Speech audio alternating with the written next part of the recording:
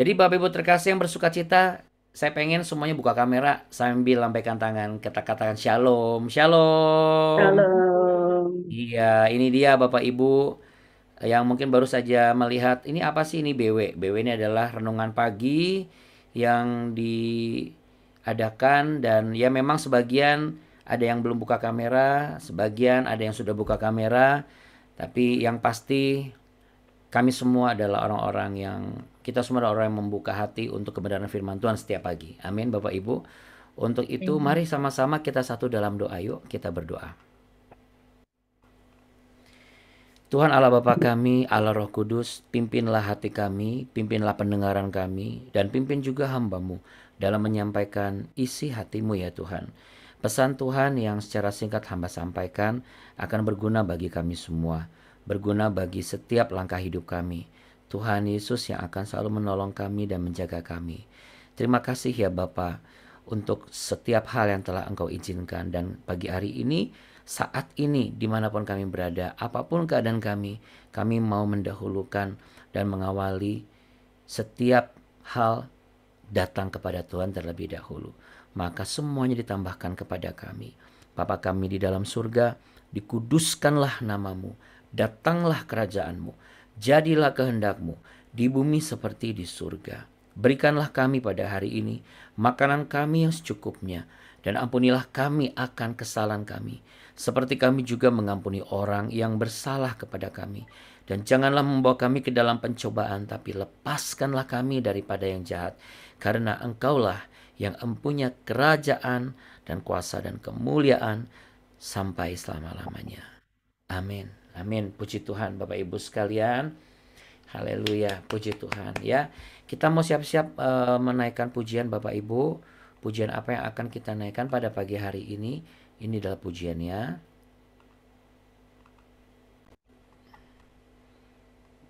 Welcome join to BW so we can be wise and our life will be wonderful. Iya, ini dia.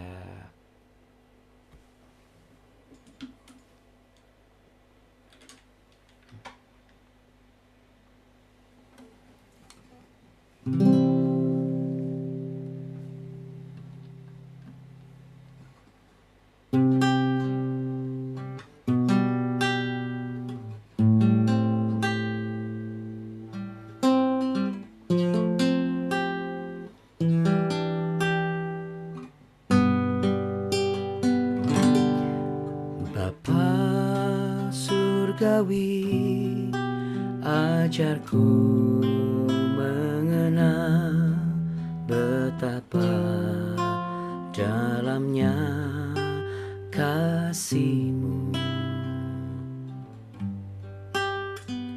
Bapa surgawi, buatku mengerti betapa kasih-Mu padaku. Semua yang terjadi di dalam hidupku, ajarku menyadari Kau selalu sertaku. Beri hatiku selalu bersyukur padamu, karena rencanamu indah bagiku.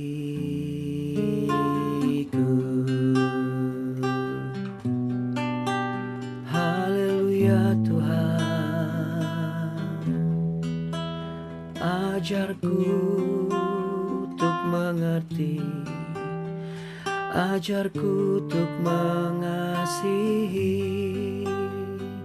Terima kasih Tuhan, terima kasih Yesus.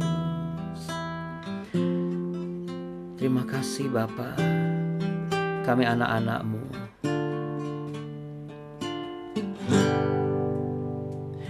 Bapa surgawi, buatku mengerti betapa kasih-Mu padaku. Semua yang terjadi di dalam hidupku, ajarku menyadari Kau selalu sertaku. Beri hatiku selalu bersyukur padamu,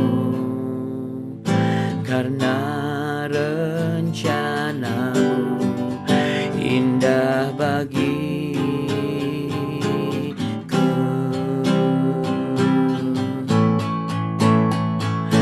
Bapa surgawi, ajarku mengenal betapa dalamnya kasih-Mu. Semua yang terjadi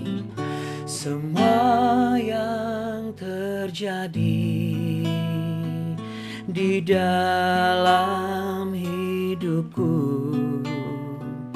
ajarku menyadari Kau selalu sertaku. Beri hatiku selalu bersyukur padamu, karena rencanamu indah bagiku.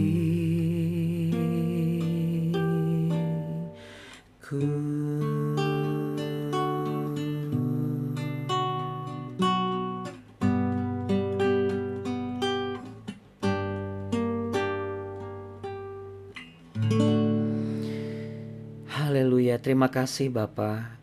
Kami yakin dan percaya Engkaulah yang akan mengajar hati kami dan pikiran kami untuk mengerti rencana-Mu indah bagi setiap kami. Dalam nama Tuhan Yesus kami berdoa dan mengucap syukur. Haleluya, amin. Amin, puji Tuhan. Yuk kita beri tepuk tangan Bapak Ibu sekalian buat Allah kita, Bapak kita yang sangat baik. Ya, pujian ini betul ya Bapak Ibu ya, bahwa kita harus sadar Tuhan itu selalu menyertai kehidupan kita. Bunda, suaranya agak kecil. Bagaimana Ibu? Suaranya agak kecil. Nggak begitu kedengaran. Suaranya agak kecil. Iya, nggak begitu kedengaran. Tempat itu Ling, tempat kamu mungkin kecil Ling. Kita kedengaran semua nih. Iya. Coba mungkin dibesarkan di tempat Ibu karena yang lainnya kedengaran ya. Bapak Ibu tadi suara saya jelas? Jelas ya Bunda. Jelas ya, puji Tuhan. Nggak apa-apa. Kalau Zoom memang begitu, Buli, nggak masalah ya. Suara saya kecil tapi yang penting pendengaran dan hati Buli nggak besar untuk menerima penjelasan hari ini ya. Amin ya. Dan sayangnya Buli dan Bapak Ibu semua dengan Tuhan, sama juga dengan saya dengan Tuhan, kita semua besar kepada Tuhan. Amin. Nggak apa-apa. Tapi semoga nanti di sinyal di tempat Ibu bisa lebih jelas ya Bu. Iya. Oke Bapak Ibu yang terkasih, kita mau lanjutkan ya. Karena berkaitan dengan pujian yang kita sampaikan, kita naikkan tadi, hati ini tuh harus mengerti. Ya, boleh taruh tangan di dada sama-sama. Hati ini harus mengerti. Ya, coba sekali lagi katakan. Hatiku harus mengerti. Ya, mengerti apa, Abuna? Ya, mengerti setelah kita baca berikut ini ya, Bapak Ibu ya. Oke, kita baca dulu yuk. Oke. Ya. 2 Samuel pasal yang ke-12 ayat yang ke-26. 2 Samuel pasal yang ke-12 ayat yang ke-26 sampai yang ke-31. Perikop baru ya Bapak Ibu. Perikopnya adalah perang melawan Bani Amon berakhir.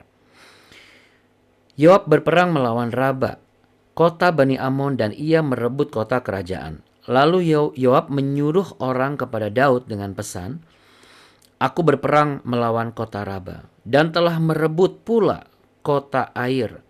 Oleh sebab itu kumpulkanlah sisa tentara, kepunglah kota itu dan rebutlah, supaya jangan aku yang merebut kota itu, dan jangan namaku menjadi juga nama kota itu." Sesudah itu Daud mengumpulkan seluruh tentara. Ia berangkat ke kota Raba dan berperang melawannya, lalu merebutnya. Ia mengambil mahkota dari kepala raja mereka, beratnya setalenta emas, bertatahkan sebuah batu permata yang mahal, dan itu dikenakan pada kepala Daud.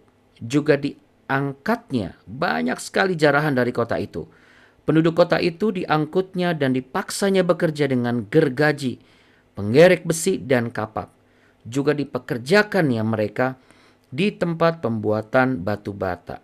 Demikianlah juga diperlakukan Daud segala kota Bani Amon. Sesudah itu pulanglah Daud dengan seluruh tentara ke Yerusalem.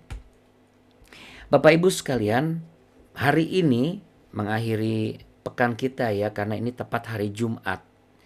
Jadi besok sama Minggu Bapak Ibu kalau mau menyaksikan BW bisa menyaksikan setiap siang jam 12 akan diupload BW yang sudah kita lalui tahun lalu, tapi firman-Nya tetap berlaku buat kita ya. Amin. Saya merasakan sendiri Bapak Ibu karena saya juga mendengar. Lalu kemudian malamnya itu biasanya yang seperti hari ini nanti malam kita akan tayangkan, dan besok selanjutnya.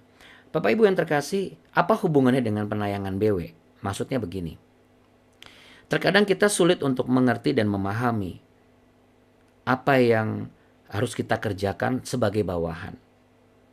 Tapi saya bersyukur Bapak Ibu, ketika saya berkoordinasi dengan Pak Martin ya, dan beliau banyak mau membuka diri lalu kemudian bisa berdiskusi dan lain sebagainya, dan beliau juga melakukan di tengah-tengah kesibukan ya. Saya bersyukur, bahkan ada banyak hal, "Oh jangan Pak, soalnya kan nanti begini, supaya Bapak begini," gitu. Jadi saya melihat, bukan saya mau menyamakan beliau ya gitu, karena bukan juga hanya beliau saja yang bagus. Semua saya bersyukur saya dikelilingi orang-orang yang selalu membantu saya ya.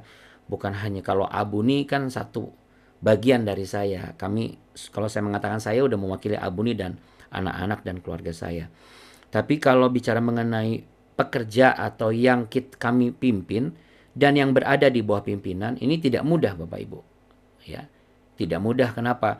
Karena seperti Yoab, pesan Roh Kudus yang disematkan di dalam hati saya pagi hari ini atau di saat ini adalah kita harus belajar memiliki hati supaya dari hati itu kita menjadi seorang bawahan yang baik. Yang saya bicarakan adalah bawahan dalam konteks di pekerjaan dulu. Bawahan dalam konteks di pelayanan dulu. Ada banyak orang yang tidak menyadari bahwa posisinya itu adalah bawahan. Kenapa? Karena dia juga punya kepercayaan dan yang dipercayakan, dan apa yang menjadi tanggung jawabnya. Belum lagi kalau yang menjadi kepercayaan tanggung jawabnya itu juga memiliki predikat, jabatan tertentu, titel, latar belakang pendidikan. Ada banyak orang yang hanya menghormati pimpinannya jikalau pimpinannya itu dalam pengertian tidak lebih tinggi dari dia. Lebih tinggi dari dia. Tapi kalau yang dipimpinnya ini lebih tinggi, orang sulit. Posisi Yoab pada saat ini adalah dia lebih berjasa. Kenapa? Ingat sebelumnya kan Daud baru saja berkabung, baru saja berpuasa, baru saja menyepi, baru saja meraung di hadapan Tuhan. Lalu baru saja dia berbenah diri lalu makan, dan kemudian baru saja ia juga menghampiri Batsheba. Baru saja ia move on dari kesedihannya.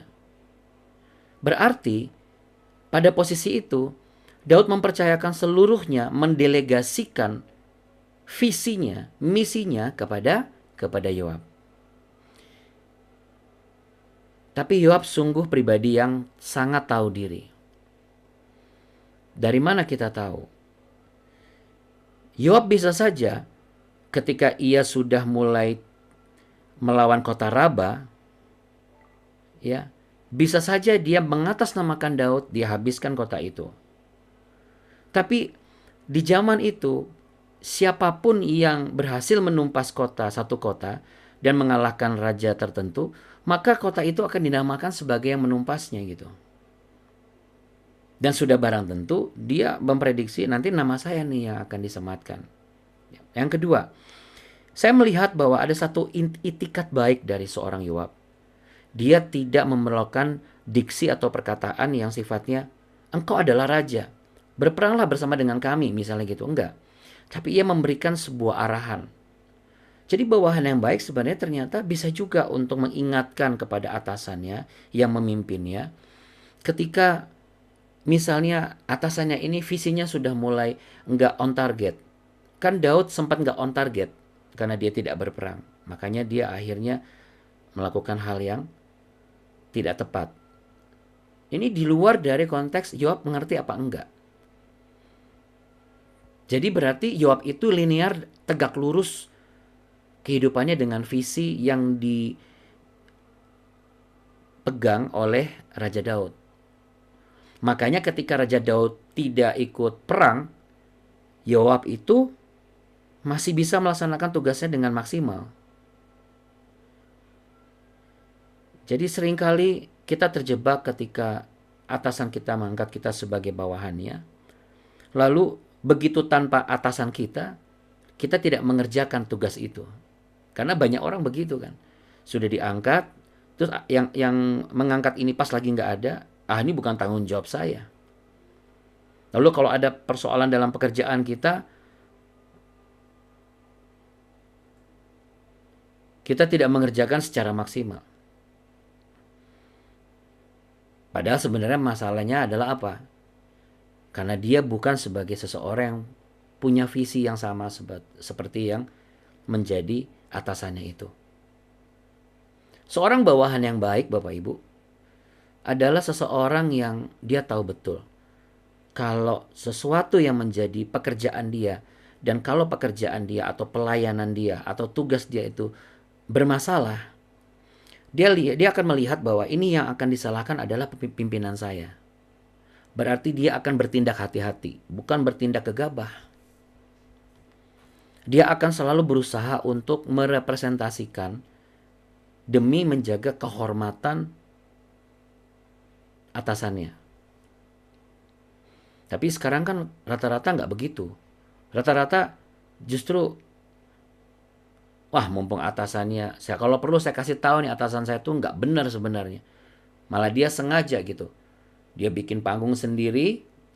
Kalau perlu tidak ada kesalahan, dia akan buat nih atasan saya tuh nggak benar.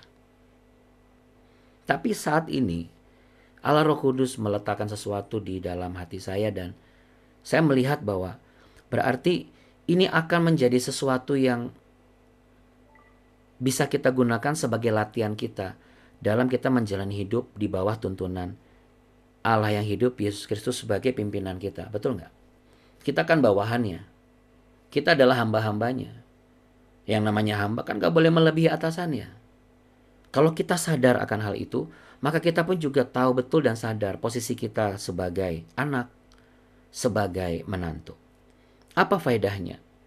Sebagai bawahan di kantor, sebagai pelayan Tuhan di gereja. Apa faedahnya? Faedahnya adalah semua yang kita lakukan itu pasti berimbas sebagai cerminan bagi yang melihat dan mendengar.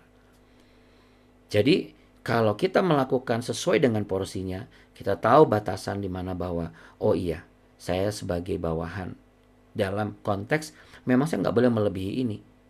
Nanti anak-anak kita akan melihat, oh berarti memang ada batasan-batasan yang harus dijaga. Nggak bisa kita terobos. Ini juga akan berdampak kepada teman-teman sekerja Allah. Rekan-rekan di pelayanan dan juga teman-teman rekan-rekan di pekerjaan. Mereka pun tidak akan kurang ajar. Semua itu berawal dari diri kita sendiri. semakin kita dipercaya, diberi kepercayaan, maka seharusnya kita semakin mampu untuk merepresentasikan dan mempertanggungjawabkan kepercayaan yang diberikan kepada kita. Tahukah saudara bahwa Allah begitu sangat percaya kematiannya di kayu salib, inkarnasinya sebagai manusia itu tidak akan sia-sia. Allah begitu sangat percaya bahwa masih ada manusia yang bisa melihat dengan hati nurani dan percaya bahwa ia adalah Allah yang hidup dan inkarnasi jadi manusia dan menebus dosa manusia. Siapa itu?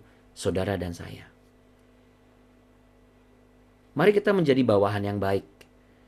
Sebagai umat Nasrani, sebagai umat pilihan Allah, sebagai hamba-hamba Tuhan, dan sebagai orang-orang yang bekerja di pekerjaan maupun di pelayanan. Apa sih yang dimaksud dengan bawahan yang baik? Seperti yang kita baca di sini. Yoab berperang melawan Rabah ayat 1 sampai ayat yang ke-28. Itu bicara mengenai bagaimana bawahan yang baik adalah seorang yang punya visi yang sama seperti pimpinannya. Dia belajar dari bagaimana cara pemimpinnya ini berperang, memimpin perusahaan, memimpin pelayanan. Dia belajar dari situ. Jadi dia seperti melihat dan dia serap. Mungkin awalnya adalah dia duplikasi. Tetapi dari duplikasi itu, karena dia seorang yang juga berpikiran dan bermentalkan positif, berkarakter positif, maka orang yang berkarakter positif pasti orang yang selalu mencoba mengembangkan kemampuannya. Memang dia bukan orang, dia beda dengan pimpinan dia. Tetapi ketika pimpinannya ini berkembang, ketika pimpinannya kok bisa pimpinan saya begini ya, dia tidak menjadi pribadi yang akhirnya inferior atau nggak percaya diri. Malah justru dia gini, apa yang bisa saya kembangkan untuk membantu agar visi pimpinan saya ini on target dan tercapai. Ya, dalam kehidupan berkeluarga juga demikian. Satu dengan yang lain. Memperhatikan, lalu melihat ke diri, kita memang tidak sama. Tapi apa yang bisa kita lakukan, apa yang bisa kita perbuat untuk melanjutkan visi dan juga mengembangkan nilai-nilai yang ada di dalam kehidupan pasangan kita, anak-anak kita. Ya. Jadi saya bukan mengatakan bahwa suami harus jadi bos dan istri jadi bawahan, bukan. Tapi nilai yang kita ambil adalah setiap pribadi kita sebagai bawahan yang baik di mana Tuhan Yesus adalah atasan kita, maka kita harus punya visi seperti Tuhan Yesus, seperti Allah yang hidup. Setiap orang diberi kemampuan, diberikan talenta, diberikan kekuatan masing-masing yang berbeda-beda. Makanya setiap orang kalau mau jadi bawahan yang baik, dia harus membuang ego dia sendiri. Supaya bisa bekerja secara tim. Jadi kalau ada yang salah, nggak saling menyalahkan. Sikap berhenti saling menyalahkan adalah sikap yang positif, Bapak Ibu. Kalau kita mau anak-anak kita tidak saling menyalahkan, tidak mudah menyalahkan, maka kita sebagai suami istri jangan saling menyalahkan. Terus, saling menyalahkan terus. Kalau kita ingin bawahan kita itu bergerak dengan positif, maka kita sebagai yang memimpin mereka, kita juga jangan mudah mengeluarkan statement yang menyudutkan dan menyalahkan. Entah itu keadaan, entah itu pribadi atau person. Kalau mau menyalahkan dalam konteks yang lain, yaitu bukan menyalahkan tetapi menegur. Karena ego ini berbahaya ya. Supaya apa? Supaya kita dimanapun kita berada, kita bisa bekerja sebagai satu tim, bukan satu pribadi. Bekerja sebagai tim yang solid, yang kompak. Keluarga kalau kompak itu luar biasa. Demikian juga pribadi kita. Kita hubungan kita dengan Tuhan, kita nggak boleh ego kita lebih besar. Karena Tuhan dan Roh Kudusnya itu adalah partner kita. Kita pun juga harus jadi partnernya Tuhan. Partner untuk membuat suami kita bertobat, partner untuk membuat istri kita berkembang, partner untuk membuat anak-anak kita teredukasi dan bertumbuh. Kita nih partner, saling berpartner. Sama seperti halnya di BW ini juga. bagaimana Bapak Ibu dan saya kita juga berpartner setiap pagi. Nah, yang ketiga adalah seorang bawahan yang baik itu memiliki kepercayaan diri atas kemampuan yang dimilikinya, tanpa perlu membedakan dan membandingkan kemampuannya dengan orang lain. Makanya kan ada ayat firman Tuhan, janganlah engkau merasa cemburu dengan berkat orang fasik. Jadi kita nggak perlu cemburu dengan keberhasilan orang, lalu kita berpikir, ya Tuhan, padahal orang itu belum tentu orang itu hidupnya kudus. Kok bisa hidupnya enak ya? Kok ini nggak usah lagi. Sebagai bawahan yang baik, kita harus berpikirnya maju ke depan. Hal-hal seperti itu tuh sudah nggak boleh. Karena kita sudah di zaman akhir Bapak Ibu. Lalu yang keempat adalah, yang terakhir ya, kalau saya rangkumnya adalah kesetiaan. Bapak Ibu sekalian, seperti yang saya sudah katakan, setia itu harganya sangat mahal. Karena apa? Karena untuk memegang komitmen itu butuh kesiapan diri untuk membayar harga. Sama seperti halnya kita setia di BW, bayar harganya apa? Pasti bangun pagi. Bisa saja kita berseloroh atau ya nonton aja di YouTube kan bisa. Tapi beda Bapak Ibu. Percayalah, ketika Anda bangun pagi, kita ketemu langsung di Zoom, habis itu kita nonton lagi, rasakan sensasinya, itu beda. Kenapa? Karena saya merasakannya Bapak Ibu. Nah, Anda bisa bayangkan, kalau ini juga kita bagi dan mereka bisa merasakan.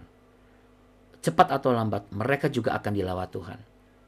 Cepat atau lambat, mereka juga akan mendapatkan mujizat. Jadi mari Bapak Ibu yang terkasih, mahkota itu, pencapaian itu, kehormatan itu bukan untuk kita kenakan di atas kepala kita sendiri. Tapi kita juga harus bisa berjiwa besar dan legowo ketika memang itu bukan bagian kita jangan ambil. Itu adalah kebanggaan dan kehormatan pimpinan kita. Berikanlah bagiannya. Nanti akan ada masanya di mana Bapak Ibu dan saya dikenakan mahkota kehormatan oleh Tuhan. Jadi kita nggak perlu membuat satu hal demi kita mengenakan mahkota kehormatan kita. Apalagi dengan menunjukkan pimpinan kita nggak becus. Becus nggak becus, biarlah waktu yang menjawabnya.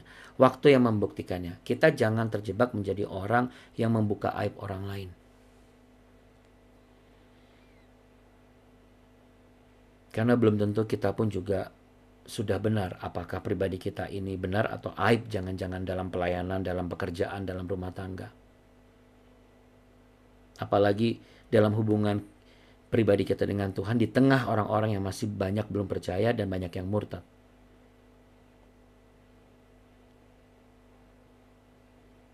Mari sama-sama kita satu dalam doa Bapak Ibu. Pejamkan mata Bapak Ibu, letakkan tangan di dada.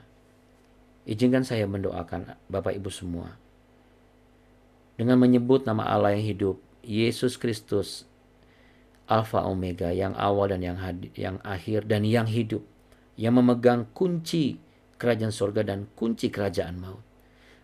Tuhan, berikanlah kepada setiap kami, kepada Bapak Ibu yang terkasih, yaitu hati yang mampu untuk menempatkan diri sebagai seorang bawahan yang baik. Seseorang yang mau dipimpin dan menghargai yang memimpin dan tidak mengambil bagian yang bukan bagiannya. Kiranya apa yang hamba sampaikan yang daripada bersumber Roh Kudus sendiri itu akan terpatri di dalam hati setiap orang-orang yang Kau kasihi di BW ini. Kami menjadi semakin bijak agar hidup kami semakin indah. Tuhan, terima kasih untuk setiap rancangan-Mu yang terjadi. Untuk kesembuhan orang-orang yang baru saja mengalami perawatan. Yang sakit Tuhan sembuhkan. Salah satunya adalah Bu Acen. Tolong Tuhan, penyembuhan dan kesembuhan itu kiranya Tuhan berkenan sempurnakan.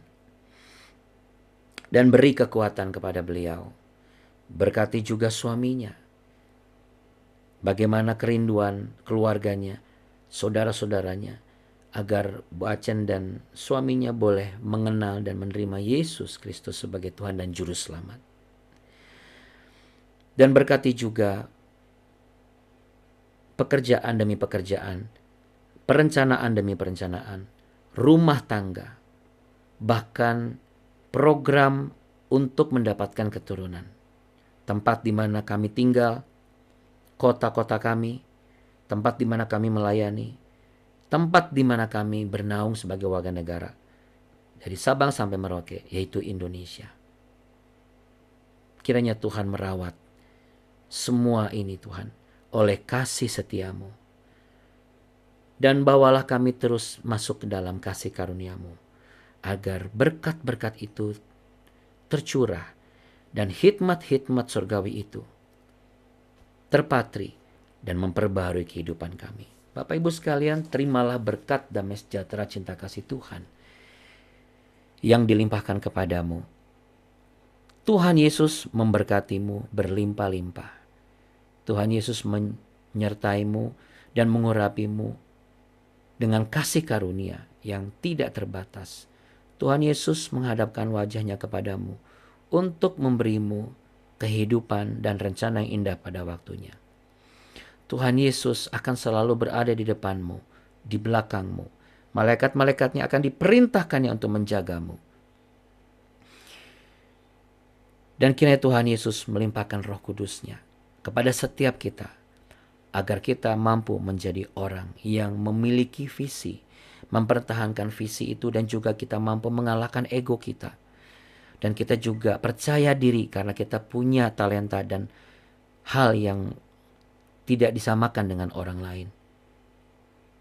Dan kiranya kita semua benar-benar mampu untuk menjadi pribadi yang loyal. Loyal kepada pelayanan, loyal kepada pekerjaan, loyal kepada setiap tanggung jawab kita. Terbagi di atas semua itu, terlebih lagi adalah loyalitas sebagai bawahan yang baik yang dipimpin oleh Allah Roh Kudus, Allah yang hidup, Allah yang adalah Bapa, yaitu Yesus Kristus Tuhan. Dalam nama Tuhan Yesus yang sepakat dan percaya, sama-sama katakan amin. Terima kasih Bapak Ibu sekalian. Tuhan Yesus memberkati ya. Kita mau belajar menjadi bawahan-bawahan yang baik. Amin Bapak Ibu. Amin. Coba yang bisa buka kameranya. Hai, shalom Ibu Arolina. Maju-jua akhirnya bisa bergabung. Puji Tuhan. Boleh buka mikrofonnya sekarang. Boleh katakan shalom buat semua saudara kita ya kan. Shalom. Shalom. Shalom. Ya, shalom juga Abu Nikartika. Juga shalom untuk Ibu Femi. Ya, silakan Abu nih mau menyampaikan sesuatu. Tadi ketutup saya, maaf. Oke. Ya, sepertinya karena sinyal ya Bapak Ibu. It's okay, nggak masalah.